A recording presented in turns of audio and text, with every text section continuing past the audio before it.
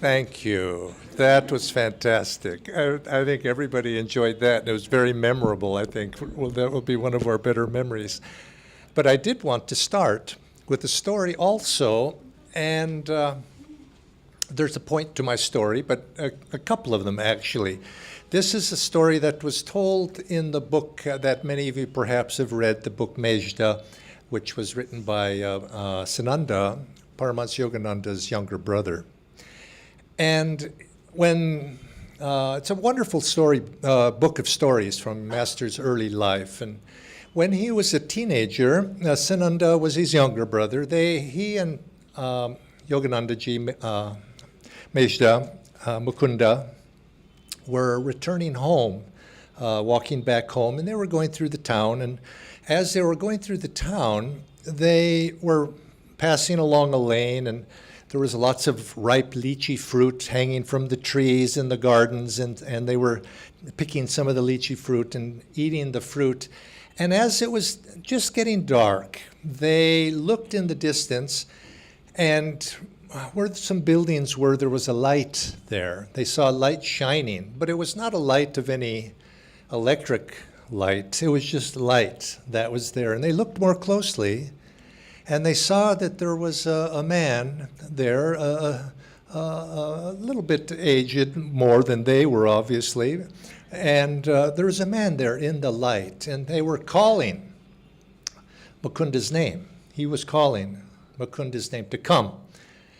And they looked, and they couldn't, Sananda, who was relating this story, didn't recognize who that was. But they went up to this gentleman that was in the light and dressed in white. And the gentleman said something to Mukunda, and I wanted to read that because I think it has meaning in relationship to this evening's dedication or remembrance of Paramahansa Yogananda. And the gentleman said, Mukunda. And remember, Mukunda at this age is a teenager. Mukunda, it is God's wish that I come to you today. Remember what I say to you. You have come on earth as God's representative to fulfill his wishes. Your body is his temple, sanctified by prayer and meditation. Do not run after material pleasures or satisfaction. You will show the way that leads to true happiness. And by your spiritual knowledge, you will deliver those who are suffering in ignorance. Never forget that you are one with Mahapurusha, attained only by those who are supremely successful in meditation. Your body, mind, and life must never deviate from the thought of God, even for a moment. The blessings of the Infinite Father are upon you. Your faith in him must be absolute. He will protect you from all dangers. In this world, only he is eternal. All else is transient and unreliable. One day, your ideals of yoga will inspire all mankind, Mukunda. March onward.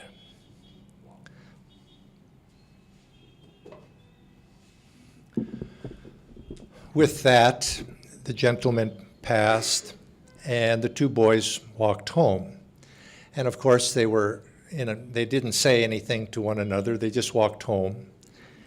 And when they reached home, Mukunda took his younger brother Sananda upstairs and showed him a picture, a photo that was on the wall. And he says, was not that the man that we just met and talked with? And it was so. It was Lahiri Mahashai that had come. Now, Lahiri Mahashai, as we know from reading the autobiography, took a keen interest, of course, in Yogananda. It's a protective interest. When Yogananda was a babe, he took him on his lap and said, you will be an engine taking many souls to God. And later on, he came in that story of the protecting light when he had the Asiatic cholera that healed him instantaneously, and the blessings that came from that picture. And Lahiri, of course, had his own divine mission, but it was not a mission different from Yogananda's. You could say that Yogananda was an extension of Lahiri's mission, of Babaji's mission, of Babaji's instructions to him. And I tell this story because, one, it shows that at a very early age, Yogananda knew what his destiny was. He knew. He knew from a childhood. He even says that he was aware, conscious in his mother's womb. So he knew his destiny all along, and it was demonstrated many times. But yet, he also played the role of a boy, a child, a boy going out and playing, mischief with his friends, the stories that is told. And then he grows up into a teenager, and he, and does those things and some crazy things of running off here and there. And then, of course, as a young man and ultimately in life itself. And he goes through the trials that are outwardly it looks like suffering that all of us experience, the disappointments, the successes. And this, to me, is the mystery of the avatar. Isn't that so? The avatar comes with a special mission. And you look at the lives of all the great ones throughout history. They come with this divine mission, and they're supremely aware. But yet, if they were to act supremely aware at every moment, in every instance in their life, how would we be able to relate to them? They come in this human form to live this human life, to demonstrate how, as an example, not, as Swamiji used to always say, to demonstrate how great they are or were, but to demonstrate to each one of us how great each one of us can be. They embody what our divine potential is, each one of us. But it's such a mystery to see this play of outwardly they're demonstrating a life lived in this world as a child or as a boy, but yet on another hand, and Yogananda said this, he was always aware. Swamiji asked him, even in previous incarnations when he was acting in very different roles of a warrior, a soldier, a king, he said, yes, there's always an awareness there. But as he also said another time, when an avatar takes a new incarnation, he said, it's like putting on a very heavy coat on a hot summer day. It feels uncomfortable and it takes a little time to get used to it. But he says, eventually you get used to it and you just do what you need to do. But they come to uplift and to inspire us and to deliver the message that the world needs at that particular time when they come into this incarnation. Now, I mention this is because Swami Kriyananda said this dual role, this role of the avatar, this outward role of the humanity, he says it's attractive. He says they come, the stories you could see that the children told and you read in the books, these are sweet. They're so sweet and they draw the heart to them. But Swami said we must remember, though, we must remember not to think in terms, or to always remind ourselves, perhaps is a better way, we must remind ourselves that this is an avatar whose consciousness is vast, and their mission is of a world mission, and not through the sweetness of those stories to limit them in terms of personality. Swamiji would say many people, they would see Master and they would love him, but it was for the personality of what a magnificent, sweet soul he was, without taking it to the next step and realizing what was behind that outward form, which was something much more vast. It reminds me of the story of Yashoda with baby Krishna. Krishna was eating the mud, or was it butter? Mud, and And Yasuda says, take that out, take it out, and tries to, and opens his mouth to take it out, and opens his mouth and looks in and sees the vast cosmos of the universe, the galaxies and the stars and the expansiveness, and he was drawn into that and closes it. And she wanted to see her baby Krishna. That was what she was wanting to see. She didn't want to be reminded of that other aspect, because it is. It's not to say it's not frightening so much, but it just takes us to such depths.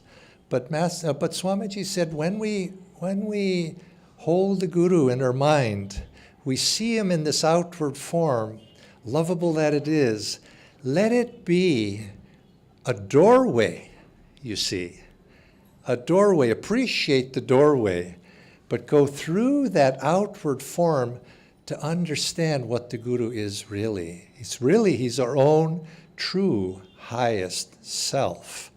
He's demonstrating to us our divine potential, and he has come with a mission for each one of us, specifically as an individual, but an avatar comes with also another mission as well, a mission to the world at large. And Yogananda came with this mission to bring these teachings, yes, but he came with the mission to change the world.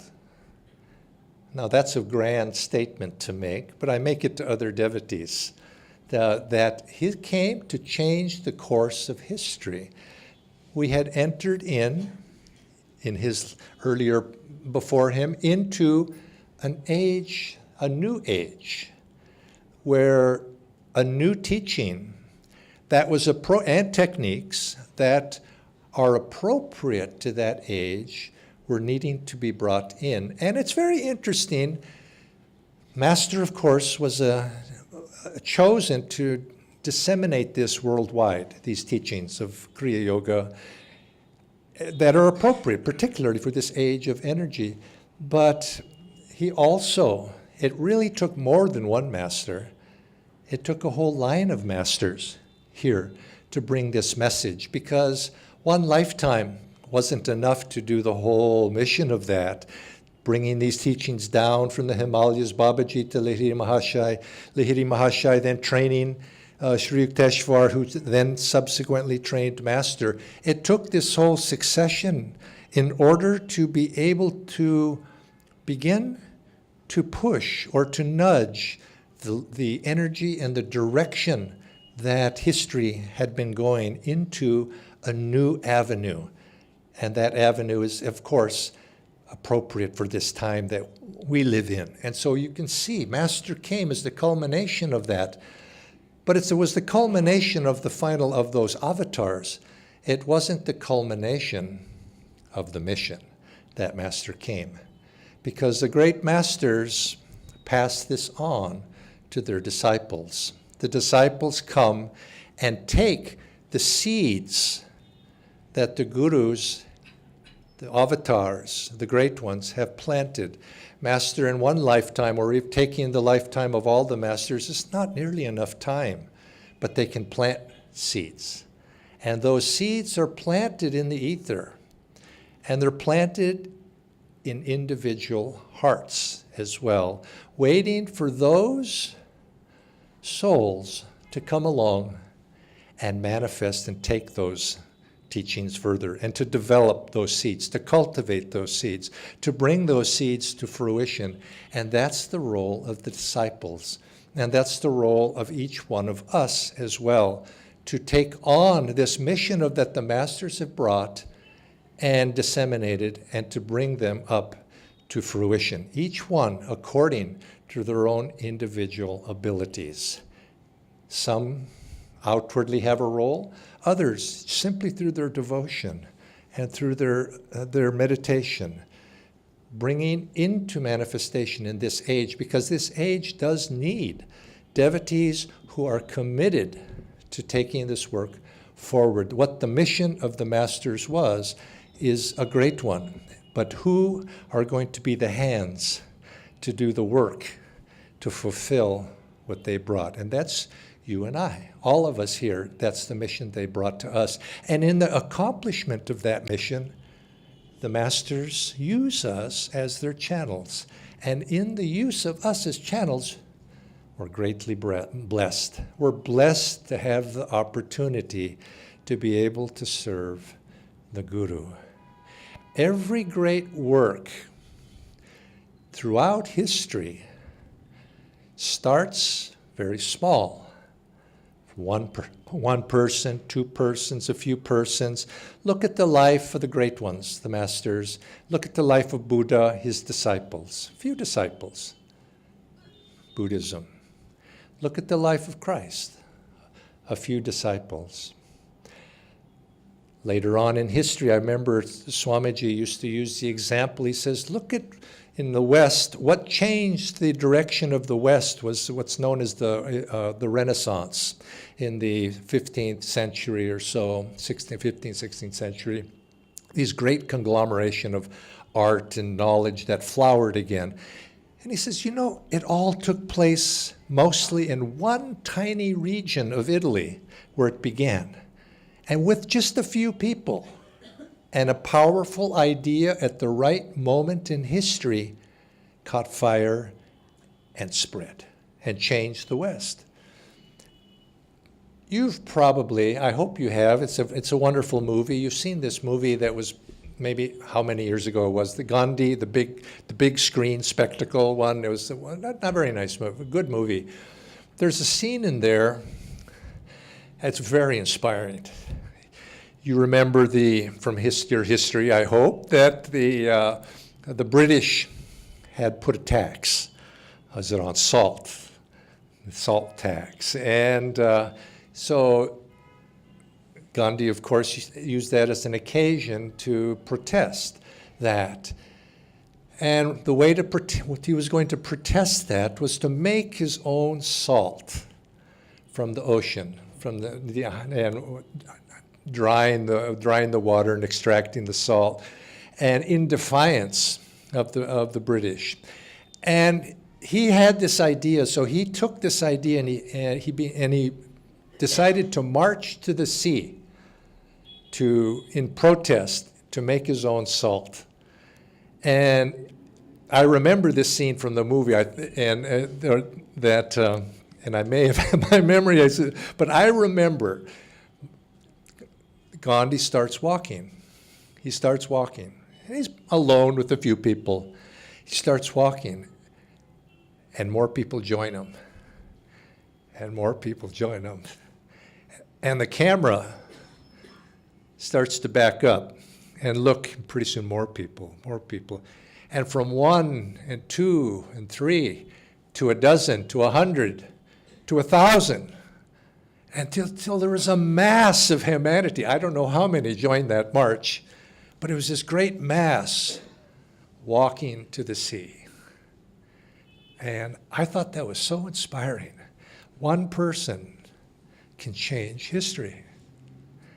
And this is what the masters have brought.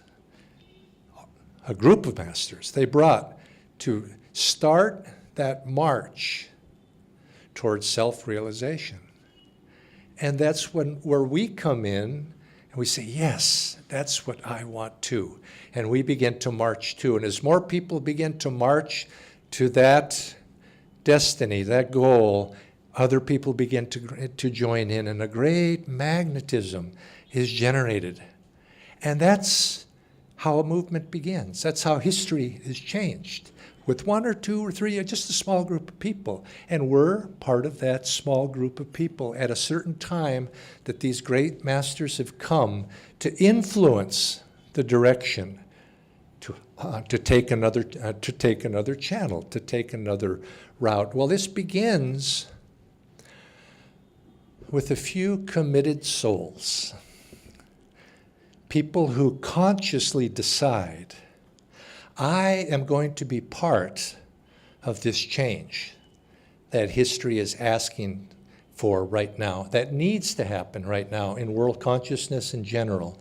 This moment, this century of upliftment over past centuries, I hope, perhaps, If we want it to be, we must make it so. And it takes a few souls coming together to make a commitment, to make an intention to change. And it's in this spirit of gathering those souls who have not just drifting forward, but intentionally saying, yes, I am going to live my life in a better way. I'm going to live in a way that is in the light. And if those people, enough of them, it begins to create a magnetism. And other people say, yes, I want to do that too. And this idea is behind what Swami Kriyananda was trying to do when he wrote a simple vow that we have invited those of us, we like to, it's become something of a tradition at this time of year, for those who choose to take that vow.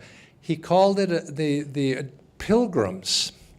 You might say a pilgrim to the sea, a pilgrim's vow of intention. And I want to read this vow to you. And then those of you who feel so inclined, I'd like you to take this vow too, because this is not for any one sect or religion. It's something universal for everybody who want to see change in their life, and they want to be an instrument of change for society and for a civilization, joining with other people and together making that change. And so let me read this vow.